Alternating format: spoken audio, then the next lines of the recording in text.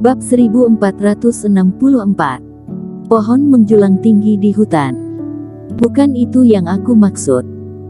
Filbert-kin menundukkan kepalanya dengan cepat, meskipun keempat garis keturunan keluarga Qin bersaing satu sama lain, namun itu hanya secara diam-diam. Jika dia mengungkapkan kecemburuan dan keengganan karena terlahir keturunan yang kuat di garis keturunan pertama, itu akan benar-benar bermusuhan. Lebih baik seperti itu. Warren Qin mendengus dingin, aku mendengar bahwa kamu memainkan trik dan mencoba mempermalukan Eric Qin pada makan malam sebelumnya. Aku peringatkan kamu, sekarang Eric Qin adalah seorang jenius yang diakui oleh 4 garis keturunan. Jika kamu berani mengacaukan Eric Qin lagi, jangan salahkan aku tidak sungkan. Paman ketiga, aku tidak akan melakukannya lagi. Hati Filbert Qin bergetar, dia mengangguk dengan cepat untuk mengakui kesalahannya. Meskipun Warren Qin tidak muncul di depan orang untuk waktu yang lama, dia tahu betapa kejamnya dia. Adik ketiga, kamu juga terlalu pemarah. Eric Qin adalah kualifikasi tingkat atas, baik kamu maupun aku tidak menduganya. Bagaimana Filbert bisa tahu sebelumnya? Sekarang semuanya sudah jelas, dia tentu saja tidak akan melakukan apa-apa pada Eric Qin. Pada saat ini, seorang senior kurus berjalan sambil tersenyum. Orlando Qin, singkatnya, aku hanya mengingatkan saja, aku tidak peduli dengan garis keturunan keduamu, tetapi siapapun yang berani menjatuhkan harapan keluarga Qin dan bermain trik berbahaya, pisau di tanganku tidak akan setuju. Warren Qin tidak repot-repot berbicara omong kosong dengan mereka, berbalik dan pergi.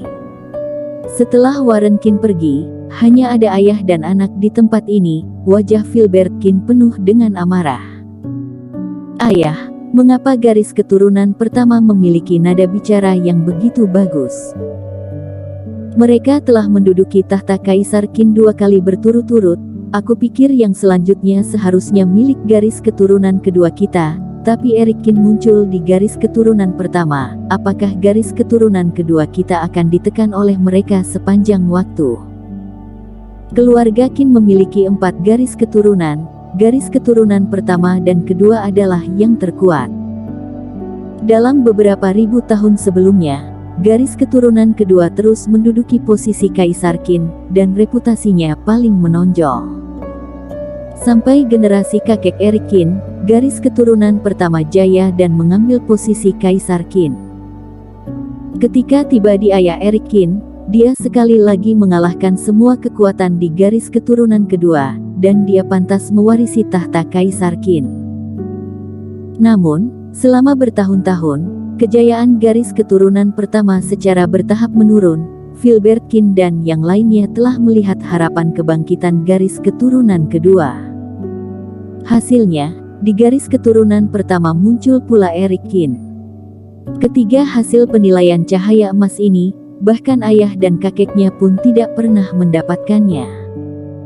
Filbert, kamu cemas untuk masalah sepele ini.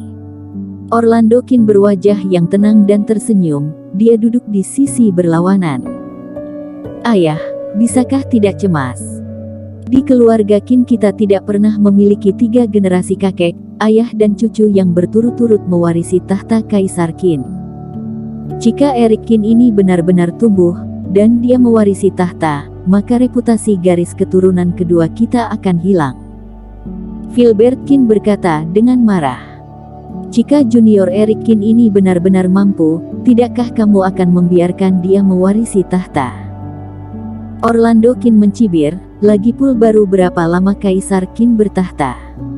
Masih terlalu dini untuk membicarakan Kaisar Qin berikutnya. Dia menyesap rumput roh dan berbicara perlahan. Meski jenius itu langka dan sangat dihormati dan dibicarakan dunia, namun jenius juga paling mudah jatuh. Kalau dipikir-pikir, di dunia ini, para jenius muda yang terkenal dengan fase distraksi dan fase transendensi, berapa banyak yang akhirnya melangkah ke masa fase penilaian dan menjadi kekuatan terkenal. Ayah, Maksudmu cari orang untuk membunuh Eric Kin dan membunuhnya sebelum dia bangkit, kata Filbert Kin dingin. Sembrono. Orlando Kin mengangkat alisnya dan mengutuk, aku pikir kamu ceroboh karena terlalu peduli. Edward Kin adalah putramu dan cucuku juga, apakah aku tidak ingin dia mewarisi Kaisar Kin? Tetapi begitu Eric Kin meninggal, Warren Kin dan yang lainnya pasti akan langsung mengincar garis keturunan kita. Bahkan jika dia meninggal, dia tidak bisa mati di tangan orang-orang keluarga Kin. Jika tidak bisa membunuh, apa yang harus kita lakukan? Filbert Kin sedikit tertekan, tetapi melihat ayahnya sangat tenang, hatinya tiba-tiba tergerak. Apakah Anda sudah punya ide? Orlando Kin tersenyum dan berkata, tentu saja ada ide. Bukankah Eric Kin adalah jenius terbaik yang diakui oleh leluhur? Bahkan memecahkan rekor penilaian leluhur. Kamu sekarang pimpin untuk menyebarkan berita ini, biarkan menyebar seluas mungkin. Buatlah seluruh kota kekaisaran dan bahkan seluruh dinasti Qin tahu bahwa Eric Kin adalah jenius yang akan mewarisi posisi Kaisar Qin. Ini bukankah hanya menciptakan momentum bagi Eric Kin dan membuatnya semakin terkenal? Filbert Kin mengerutkan kening. Ketika pohon menjulang tinggi sendiri di hutan, angin akan menghancurkannya. Jika semua orang tahu kehebatan Eric Kin, siapa yang tidak ingin menantang jenius ini untuk mengharumkan nama mereka sendiri? Apakah keluarga Bai tidak ingin membunuh Eric Kin untuk melemahkan kekuatan keluarga Qin kita? Selain itu, bukankah kontes dengan suku barbar akan segera dimulai? Ketika Orlando Kin berbicara, kekejaman seperti ular berbisa tercermin di matanya. Ayah, aku mengerti. Filbert Kin tiba-tiba tersenyum dan berkata, kita akan membuat Eric Kin berdiri tinggi dalam bahaya. Jika dia terus menang, dia akan menarik lebih banyak musuh. Cepat atau lambat, dia akan kelelahan dan tidak dapat berkonsentrasi pada kultivasinya. Jika dia kalah dengan orang barbar, dia bahkan lebih tidak layak untuk menyandang nama jenius, dan dia akan jatuh ke jurang sekaligus. Ludahan dan pandangan menghina orang-orang akan membuatnya tidak bisa mendongakkan kepalanya. Itu benar, bahkan jika kita tidak mengatakannya, beberapa orang akan bertanya-tanya apakah penilaian tanah leluhur telah diakali oleh dia. Orlando Kin tersenyum dan berkata, seorang jenius yang ternoda dan tidak dapat meyakinkan orang banyak, bahkan jika dia tumbuh kuat pun tidak memenuhi syarat untuk mewarisi posisi Kaisar Qin. Mengerti, aku akan mengumpulkan informasi.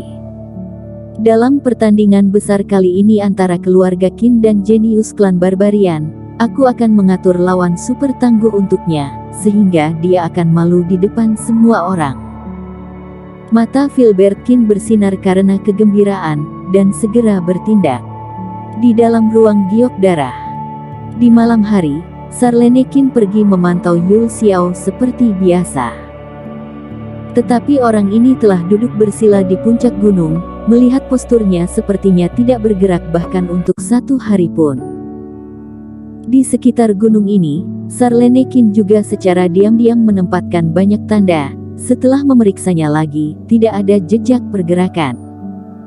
Apakah orang ini benar-benar jujur, menyerap sumber energi di sini? Sarlene Kin merasa semakin tidak beres. Yul Xiao tidak memiliki representasi bintang seperti Eric Kin, kecepatan penyerapan sumber energinya hanya bisa dibilang biasa saja. Setelah 3 hari, sumber energi yang diserap benar-benar tidak sebanding dengan nilai pedang Raja Qin. Harus lihat dari dekat. Saat kultivator sedang latihan, adalah tabu bagi pihak lain untuk mengganggu, apalagi jika kedua belah pihak tidak memiliki permusuhan, ini mudah untuk memicu permusuhan.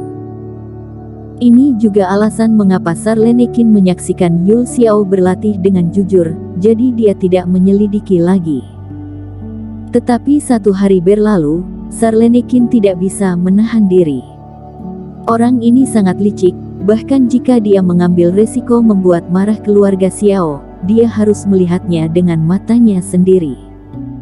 Sarlenekin datang ke puncak gunung segera setelah tubuhnya berkedip.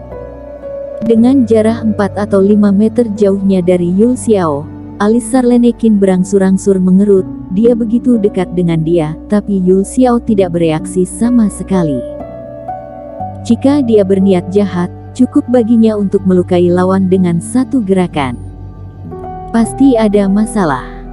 Sarlenekin melangkah maju dan meletakkan tangannya di bahu Yul Xiao. Dan saat berikutnya, yang mengejutkannya adalah tubuh Yul Xiao hancur dan retak pada saat dia menyentuhnya, dan setelah beberapa saat, itu berubah menjadi asap dan debu dengan keras. Palsu. Orang ini kabur, kata Sarlenekin dengan marah. Leluhur keempat memintanya untuk mengawasi pria ini, kemana dia pergi sekarang. Bersambung.